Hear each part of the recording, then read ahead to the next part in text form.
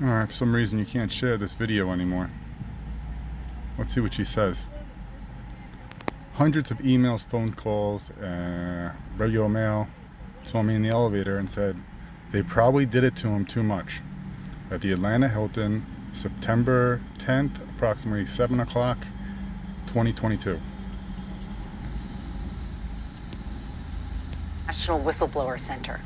As many of you know, I was a prosecutor for more than 20 years, and anyone who's worked in law enforcement knows that whistleblowers are a critical resource in criminal investigations.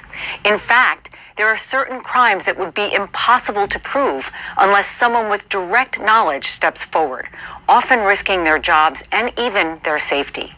And during my time in Congress, I've seen firsthand the valuable role that whistleblowers play in our efforts to conduct oversight and reform. That's been especially true of our work on the Veterans Affairs and Homeland Security committees. One of our biggest long-term priorities on the VA committee is to reform the culture within the VA, and that is not an easy thing to do. When you have a big bureaucracy that's been through scandals like the VA has in recent years, there's a tendency to close ranks, silence critics, and prevent anyone from digging deeper. And that's where we rely so heavily on whistleblowers.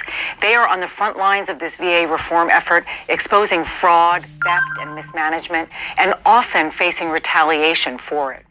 And just this year, whistleblowers at the Department of Homeland Security revealed that Custom and Border Protection agents were targeting and detaining American journalists, attorneys, and immigration activists at the southern border. The story made national headlines and led to an investigation. The simple truth is, real government reform and accountability simply would not be possible without the bravery of whistleblowers who come forward.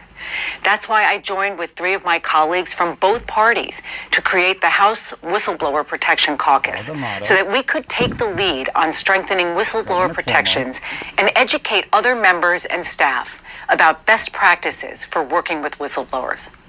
The National Whistleblower Center has also done a lot of excellent work on this subject, and I appreciate that because this is an issue that I care about a great deal.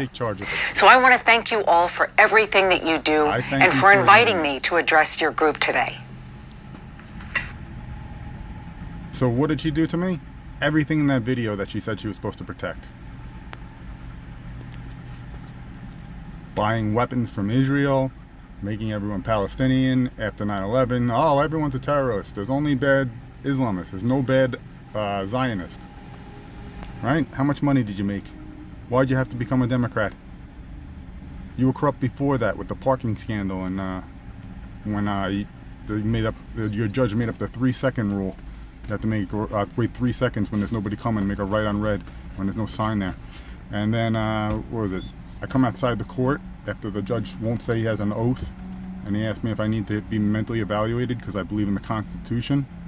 And then he's parked in the fire zone, and the police won't come, so I had to call the fire marshal. Hempstead police wouldn't come, Nassau police wouldn't come, state police wouldn't come. Had to call the fire marshal to give him a pass as he's pulling out of the fire zone. And if you look on Google Maps, he's still parked there.